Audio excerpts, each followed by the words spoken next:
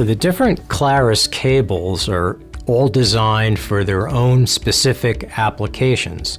The reason for this is not every cable has a specific set of requirements for its intended purpose. A power cable isn't transmitting an audio signal, so it's not really the same criteria in terms of the design approach. Let's start with the audio cables. Audio and speaker cables are essentially the same kind of approach, with the speaker cable obviously being a much larger gauge because it has to carry a larger signal. Those cables are designed to cover the entire audio spectrum. Essentially, you want to cover the entire range of human hearing, so you need conductors for low frequencies, mid-range, and high frequencies. I think that one is pretty easy to understand. Subwoofer cables are a little bit different, and one of the things that I frequently see in the industry is a lot of people will just sell an audio interconnect as a subwoofer cable. And this is really a misapplication, because a subwoofer cable, realistically, you want to be able to cover all the bass ranges, lower bass, upper bass, mid bass.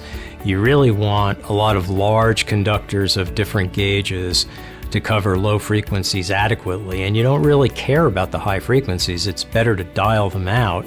That way they don't have any impact on the other frequency ranges. So if you limit it to the frequency range that you really want to cover, then you end up with a better cable for that particular application.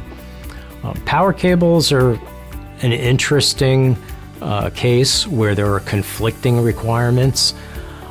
It's a 60 or 50 hertz signal, essentially. That's what your line frequency is.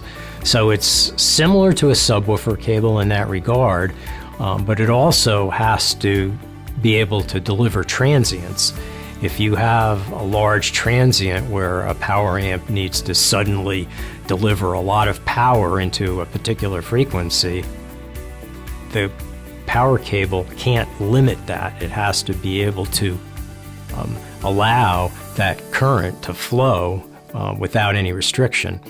So you really need some high frequency conductors for transients. You need some low frequency conductors, mid-bass conductors. You really need a bunch of different conductor gauges to really cover all of the requirements for delivering AC power under various conditions that might occur in an audio system.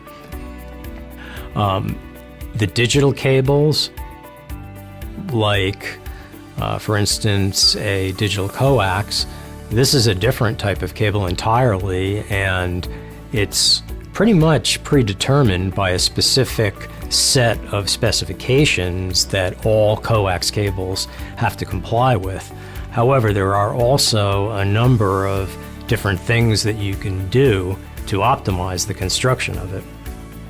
So basically, in a nutshell, each cable is designed with the role that it plays in the audio system and to cover a particular set of requirements.